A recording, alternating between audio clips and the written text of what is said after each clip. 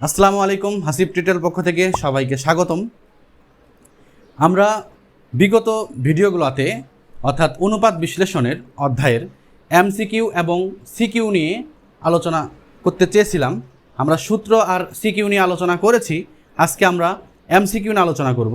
অনুপাত বিশ্লেষণের সবচেয়ে গুরুত্বপূর্ণ যে 10টা এমসিকিউ আছে সেগুলো নিয়ে আজকে আমরা আলোচনা করব। যে এমসিকিউগুলো থেকে তোমাদের পরীক্ষায় অবশ্যই প্রশ্ন আসবে, ঠিক আছে? তো শুরু করা যাক। দেখো, প্রথম এমসিকিউটা ছিল হচ্ছে চলতি সম্পদ 2,16,000 টাকা এবং চলতি অনুপাত 3:1। তাহলে চলতি দায় কত? ওকে, তাহলে দেখো চলতি সম্পদ 2,16,000 টাকা, চলতি অনুপাত 3:1। তাহলে চলতি দায় কত? আমার একটার অ্যামাউন্ট দেওয়া আছে। কার অ্যামাউন্ট? চলতি সম্পদের। এখন এখানেও একটা চলতি অনুপাতের মান দেওয়া আছে, ভালো করে খেয়াল করো। তো চলতি অনুপাতে যদি মান দেওয়া থাকে তাহলে এখান থেকে চলতি অনুপাত মানে কি? এটা চলতি সম্পদ, এটা চলতি দায়। তাহলে চলতি সম্পদ কত? 3, চলতি দায় কত? 1। হ্যাঁ, এখন চলতি সম্পদের একটা মান আছে, চলতি সম্পদের টাকা দেওয়া আছে।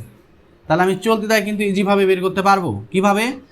চলতি সম্পদকে আমি এই যে চলতি সম্পদের একটা মান আছে এটা দিয়ে ভাগ করব, মানে 3 দিয়ে ভাগ করব। অর্থাৎ 2,16,000কে 3 দিয়ে ভাগ করে আমি 1 দিয়ে গুণ করব, কারণ 1 হচ্ছে চলতি দায়। তাহলে আমার চলতি দায় টাকাটা বের হবে। চলো দেখে বের করে দেখা যাক। তো আমি যদি এখন 2,16,000 টাকারে 3 দিয়ে ভাগ করি, 72,000 হয়। 1 দিয়ে গুণ করলে 72,000। তো এর অ্যান্সার হচ্ছে কত? 72,000 টাকা। তা করলাম কিভাবে? 2,16,000 ভাগ 3 গুণন 1। ওকে, তাহলে অ্যান্সার আসবে 72,000 টাকা। আশা করি বুঝতে পারছো। আবারও খেয়াল করো, আমি 3কে এই যে 2,16,000 টাকাকে 3 দিয়ে ভাগ করে 1 দিয়ে গুণ করছি। ওকে, তাহলে হবে 72,000 টাকা। এটা হলো চলতি দায়।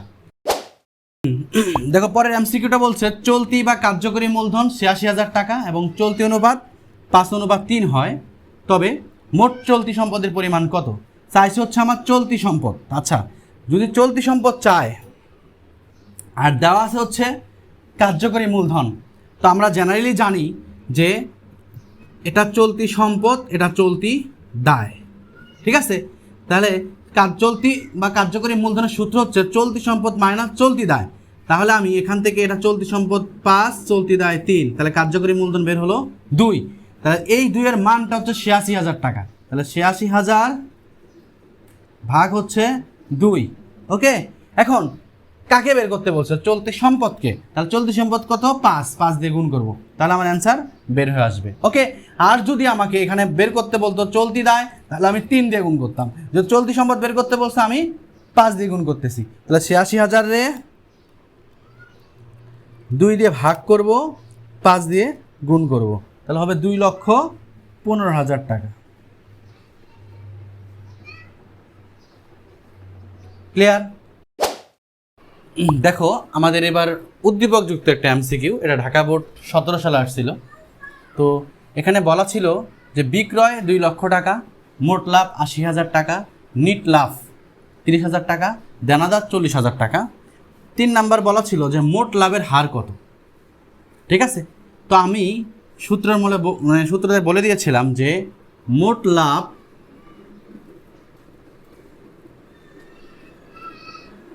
লাভের হারে আমি সূত্রটা কি বলছিলাম?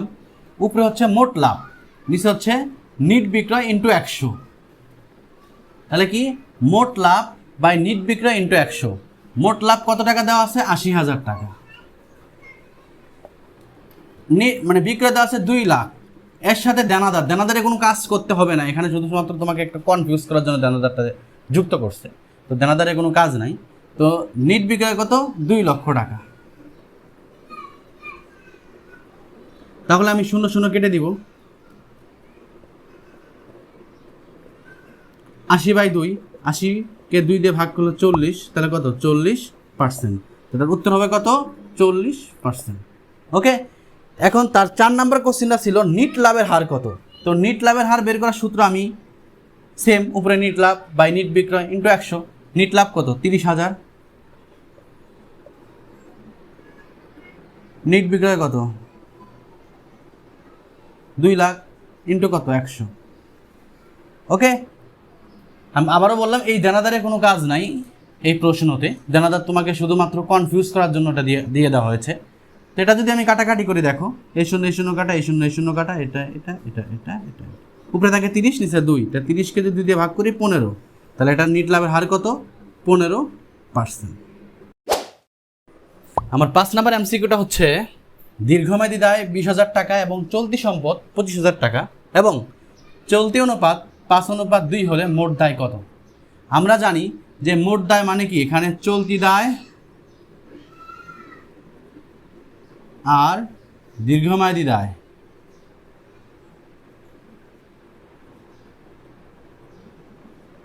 যোগ করতে হবে। মোট দায় মানে চলতি দায় দীর্ঘমেয়াদী দায় আমাকে যোগ করে মোট দায় বের করতে হয়। এখন মোট দায়ের অপর নাম কিন্তু বহিদায়। তো চলতি দায় আমি বের করতে হবে, কারণ দীর্ঘমেয়াদী দায় আমার দেওয়া আছে, এখানে আবার চলতি সম্পদ দেওয়া আছে। তো আমরা জানি যে চলতি অনুপাত মানে কি, এটা চলতি সম্পদ, এটা চলতি দায়। তো চলতি সম্পদের মান কত 5, অ্যামাউন্ট কত 25,000। তাহলে 25,000 আমি 5 দিয়ে ভাগ করব, 5 দিয়ে ভাগ করে 2 দিয়ে গুণ করলে আমার চলতি দায় পাবো আমি। ওকে, তাহলে চলতি দায় কত 25,000 5 দিয়ে ভাগ করলে 5,000, 2 দিয়ে গুণ করলে কত 10,000। এটা কি চলতি দায়। তাহলে এখানে দীর্ঘমেয়াদী দায় কত 20,000। তো 20,000 আর 10,000 কত হচ্ছে 30,000। তাহলে মোট দায় কত হবে 30,000। আবার সিম্পল শোনো, আমার চলতি সম্পদ কত 25,000, এখানে চলতি সম্পদের মান কত 5। আমরা জানি যার মান দেওয়া থাকবে, যার একক দেওয়া থাকবে, তাকে দিয়ে তার ভাগ করতে হবে। অর্থাৎ 25,000 5 দিয়ে ভাগ করলে একের মান আসবে। ওই একের মানরে 2 দিয়ে যদি আমি গুণ করি তাহলে আমার কি আসবে চলতি দায় আসবে। চলতি দায় যদি আমার আসে তাহলে আমি চলতি দায় বলতে দীর্ঘমেয়াদী দায়ের সাথে আমি চলতি দায় যোগ করব, তাহলে আমি মোট দায় পাবো। ওকে, তার অ্যান্সার হচ্ছে 30,000 টাকা। দেখো আমার 6 নাম্বার এমসিকিউটা ছিল হচ্ছে নিট বিক্রয় 80,000 টাকা এবং মোট মুনাফা বিক্রয়ের 20% হলে বিক্রিত পণ্যের ব্যয় কত। এখানে যে টাকাটা দেওয়া আছে 80,000 এবং মুনাফাটা ধরা আছে বিক্রয়ের উপরে, যার কারণে দুইটা সেম কথা। অর্থাৎ 80,000 টাকার যদি 20% করি,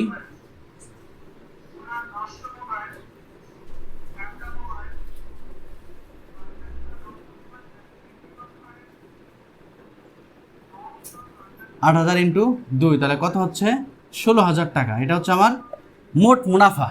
আর আমরা জানি যে বিক্রিত পণ্যের ব্যয়ের সূত্র হচ্ছে বিক্রয় মাইনাস বিক্রিত পণ্যের ব্যয়। তাহলে বিক্রয় থেকে আমি বিক্রিত পণ্যের ব্যয় বাদ দিলে আমি মোট মুনাফা পাবো। তাহলে আমি বিক্রয় থেকে যদি মোট মুনাফা বাদ দেই তাহলে আমি কি পাবো বিক্রিত পণ্যের ব্যয় পাবো। তাহলে বিক্রয় মাইনাস মোট মুনাফা, বিক্রয় কত 80,000 মাইনাস 16,000, তাহলে হবে কত 64,000 টাকা। ওকে, কারণ আমরা জানি বিক্রিত পণ্যের ব্যয়ের সূত্র হচ্ছে বিক্রয় মাইনাস মোট মুনাফা। মোট মুনাফা হচ্ছে 16,000, তো বিক্রয় থেকে 16,000 বাদ দিব, তাহলে আমি বিক্রিত পণ্যের ব্যয় পাবো। তো সেম 7 নাম্বারটাতে বলা আছে যে নিট বিক্রয় 80,000 টাকা হলে মোট মুনাফা বিক্রিত পণ্যের ব্যয়ের কত 25%। দুইটা কথা কিন্তু সেম। এখানে বিক্রয়ের উপর ছিল কত 20%, এখানে কার উপরে বিক্রিত পণ্যের ব্যয়ের উপরে। অর্থাৎ আমরা জেনারেলি জানি যে বিক্রিত পণ্যের ব্যয়ের উপর যদি বেশি হয় বিক্রয়ের উপর মুনাফার হার কম ধরতে হয়, তাহলে আমি বিক্রয়ের উপর কত পার্সেন্ট ধরবো 20%। ওকে, সেমভাবেই এমসিকিউ দুইটা ভিন্ন, প্যাটার্ন ভিন্ন, কিন্তু উত্তর একই। ওকে, এই পার্সেন্টেজ নির্ণয়ের সূত্রটা আমি আর আগের ভিডিওতে তোমাদের দিয়ে দিয়েছি, তোমরা ওখান থেকে দেখে নিয়ে এই পার্সেন্টেজ নির্ণয়ের সূত্রটা শিখে নিন। আমার 8 নাম্বার এমসিকিউটা ছিল হচ্ছে অনুপাত কি। ওকে, এটা আমার এমসিকিউ থাকলে আসতে পারে, তবু ইম্পর্টেন্ট, এটা জানা দরকার যে দুটি আর্থিক সংখ্যার তুলনামূলক সম্পর্ক। কি বলছি? দুটি আর্থিক সংখ্যার তুলনামূলক সম্পর্ক হচ্ছে অনুপাত। এটা এমসিকিউ থাকবে। ওকে, এরপর 9 নাম্বার ছিল একটি বাণিজ্যিক প্রতিষ্ঠানের সর্বাধিক তরল সম্পদ কোনটি। ভালো করে শোনো, একটা বাণিজ্যিক প্রতিষ্ঠানে মানে ব্যবসা বাণিজ্য যে প্রতিষ্ঠানগুলো করে, এই প্রতিষ্ঠানের সর্বাধিক মানে সবচেয়ে গুরুত্বর তরল সম্পদ কোনটি? নগদ উদ্বৃত্ত, প্রাপ্য নোট, প্রাপ্য হিসাব, মজুত পণ্য। তুমি একবার থিঙ্কিং করে দেখো যে প্রাপ্য নোট ছাড়া আমি ব্যবসা বাণিজ্য করতে পারবো, প্রাপ্য হিসাব ছাড়া ব্যবসা বাণিজ্য করতে পারবো, মজুত পণ্য ছাড়া আমি ব্যবসা বাণিজ্য করতে পারবো, কিন্তু নগদ উদ্বৃত্ত ছাড়া আমি ব্যবসা বাণিজ্য করতে পারবো না। এই জন্য এটার উত্তর হচ্ছে নগদ উদ্বৃত্ত। ওকে, 10 নম্বর এমসিকিউ হচ্ছে যত ধরনের তোমাদের বইয়ের আদর্শ মান আছে, এই আদর্শ মানগুলো থেকে একটা এমসিকিউ আসবে। তো এই আদর্শ মান সবগুলো তোমাদের মুখস্থ করতে হবে না, আমি যেগুলো বলবো তোমরা এইগুলো দেখে গেলেই হবে। তো তারল্য অনুপাদের, এই তারল্য বলতে কি, তারল্য অনুপাত কিন্তু তোমার বইয়ে 3টা, একটা চলতি, একটা তরল আর একটা কার্যকরী। এই জন্য আমরা শর্টকাট লিখছি চতক, মানে চলতি, তরল আর কার্যকরী মূলধন অনুপাত। এই 3টা অনুপাতের আদর্শ মান দেখো। চলতি অনুপাতের যদি আদর্শ মান বলে তাহলে হবে 2:1। তরল আদর্শ মান হচ্ছে 1:1। কার্যকরীর আদর্শ মান হচ্ছে 1:1। ওকে, তাহলে আমি কি চতক দিয়ে মনে রাখবো চলতি, তরল আর কার্যকরী। চলতি অনুপাতের আদর্শ মান হচ্ছে 2:1 এবং তরল অনুপাতের আদর্শ মান হচ্ছে 1:1 এবং কার্যকরী মূলধনের অনুপাতের আদর্শ মান হচ্ছে 1:1। ওকে, এটা হলো তারল্য অনুপাতগুলা। এই তারল্য বলতে তারল্য অনুপাতকে বোঝাচ্ছে না, তারল্য অনুপাত বলতে 3টা অনুপাতকে বোঝায়, চলতি, তরল আর কার্যকরী। তো চলতির আদর্শ মান মনে থাকবে, তরল আর কার্যকরী। ঠিক আছে, তারপরে এমসিকিউটা মানে পরিচালন দক্ষতা নিয়ে দেখো। পরিচালন দক্ষতার অনুপাতগুলো যদি বের করতে বলে, শুধুমাত্র এই অনুপাতটা ছাড়া, অর্থাৎ সম্পদ আবর্তন অনুপাত, বিনিয়োজিত মূলধন আবর্তন অনুপাত, পাওনাদার আবর্তন অনুপাত, দেনাদার আবর্তন অনুপাত এবং মজুদ আবর্তন অনুপাত, এই কয়টাকে বলা হয় পরিচালন দক্ষতার অনুপাত। ওকে, এখন এগুলার আমি আদর্শ মান কীভাবে মনে রাখবো? দেখো, স পা দে মু। আচ্ছা, সতে কি সম্পদ আবর্তন অনুপাত। সম্পদ আবর্তন বলতে কিন্তু একক বার হবে। তো সম্পদ আবর্তন অনুপাতের আদর্শ মান কত? সম্পদ আদর্শ মান হচ্ছে 2 বার। ওকে, তাহলে সম্পদের আবর্তন অনুপাত 2 বার। বিতে বিনিয়োজিত মূলধন আবর্তন অনুপাত, এর আদর্শ মান হচ্ছে 3 বার। সতে সুদ অর্জন বা সুদ উপার্জন, এর আদর্শ মান হচ্ছে 5 বার। ওকে, পাতে পাওনাদারের আবর্তন হচ্ছে 6 বার। দেতে দেনাদারের আদর্শ মান হচ্ছে 6 বার। মতে মজুত আবর্তন অনুপাত, এর আদর্শ মান হচ্ছে 8 বার। ওকে, এবার দেখো মুনাফা অর্জন ক্ষমতা অনুপাত। মুনাফা অর্জন ক্ষমতা অনুপাতের মধ্যে অনেকগুলো আছে, এর মধ্যে যেগুলো আমি ইম্পর্টেন্ট শুধু সেগুলো নিয়েছি। নিট মুনাফার উপর আয়ের হার, এর আদর্শ মান হচ্ছে নিট লাভ অনুপাত, এর আদর্শ মান হচ্ছে 5%। ওকে, সতে সম্পদের উপর আয়ের অনুপাত, এর আদর্শ মান হচ্ছে 6%। বিতে বিনিয়োজিত মূলধনের উপর আয়ের অনুপাত, এর আদর্শ মান হচ্ছে 10%। এরপরে মতে মোট লাভ অনুপাত বা মোট লাভের হারের উপর অনুপাত, যেটা যদি বলে তাহলে 20%।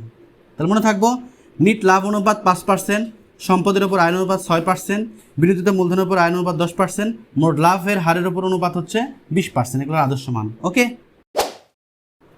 এবার সচ্ছলতা যাচাই অনুপাত। আমি আগেও বলছি অনেকগুলো অনুপাত থাকে, এর মধ্যে যেগুলো ইম্পর্টেন্ট সেই অনুপাতগুলোই আমরা নিয়ে আলোচনা করি। সচ্ছলতা যাচাই অনুপাতের মধ্যে দেখো দায় মোট সম্পদ অনুপাত যদি আমাকে বের করতে বলে, এর আদর্শ মান হচ্ছে 0.25:1। ওকে, তারপরে দায় মালিকানা অনুপাত, এর আদর্শ মান হচ্ছে 0.50:1। ওকে, তোমরা অবশ্যই এই টপিকগুলো ভালো করে দেখিও, পরীক্ষা অবশ্যই তোমাদের কাজে লাগবে।